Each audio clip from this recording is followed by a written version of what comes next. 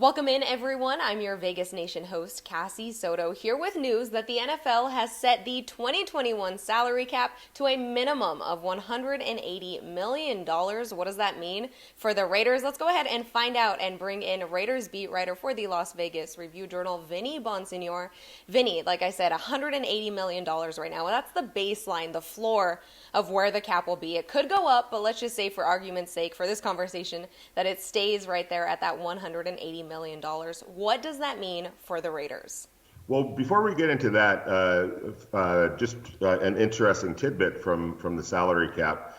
Usually salary caps are based on revenue from the year before, but obviously with COVID-19, revenue is way down. And as a result, the salary cap is way down. But that $180 million and whatever it rises to in terms of the ceiling actually represents a good portion of players borrowing from future caps. When you hear $180 million, for the ceiling and or the floor and whatever it rises to the ceiling, that doesn't mean it reflects every dollar that was made last year in revenue. It's players agreeing, or the NFL agreeing to lend players money for 2021 as far as the cap that has to get paid back down the road. So any dollar of that salary cap that isn't reflected in true revenue from 2020 is a dollar that the players will eventually have to pay back. Now, when they do, that'll obviously have to be determined between the league and the players. But this is going to hurt future players as much as it's hurting, current players, because it is taking a dip. But keep that in mind when you think about the salary cap. At some point, this is going to all have to get paid back down the road. So we say that, Vinny, and these current players are trying to, cash out and get as much money as they can. But we know from the articles and the reports that I've seen, the Raiders are in the red right now, Vinny. They're meeting that cap. They're over the salary cap, I should say. What do they need to do to meet the criteria? Are we going to see some guys be let go? Or are we going to see some guys take a ding on their paychecks that they're used to?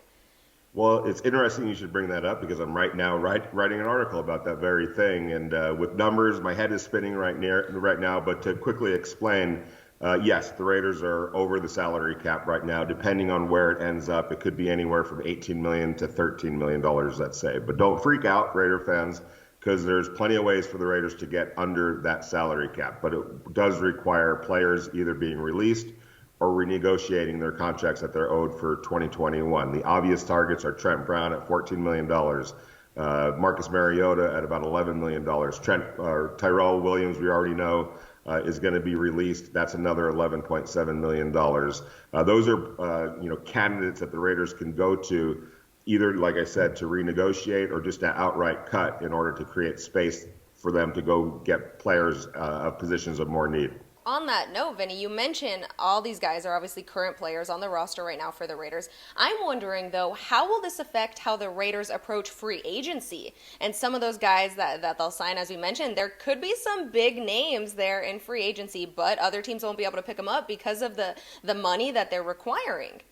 Yeah, exactly. And that's why the Raiders would make the moves that we just mentioned in order to get far enough under the salary cap where they could be big players on some big-time free agents of positions that they really need. I'm talking about the defensive line, the secondary, maybe linebacker. But there's some glaring holes that the Raiders want to address, and the best way to really do that is through free agency, along with the draft. But if you're talking specifically about free agency, in order to get involved in, let's say, John Johnson or Justin Simmons, for them to get involved with those type of players, they're going to have to get far enough under the salary cap that they could be legitimate players. And they can do that. It would just require some major restructuring or just waving goodbye to some players that, played key roles for them last year.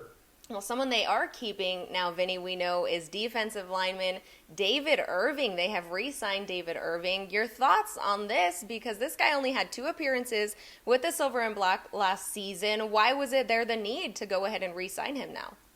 Well, obviously they're trying to generate pass rush. That's one of the primary objectives going into next season and training camp. And David Irving, represents at least some potential in that regard. He signed with the Raiders last year to their practice squad in October. He hadn't played for 2 years, basically.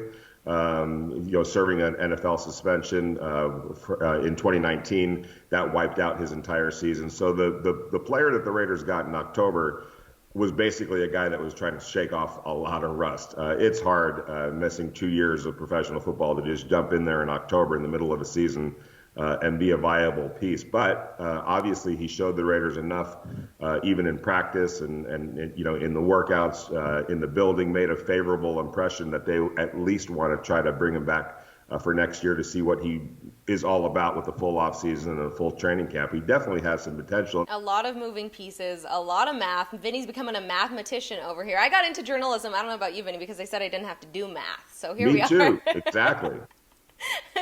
Well, as Vinny said, he's got some great new content coming out for Raiders fans. You can always find that at vegasnation.com. Vinny, as always, thank you so much. You got it, Cassie. Have a good day. Thank you, everyone. Once again, head on over to vegasnation.com to find the latest Raiders content. We'll see you next time.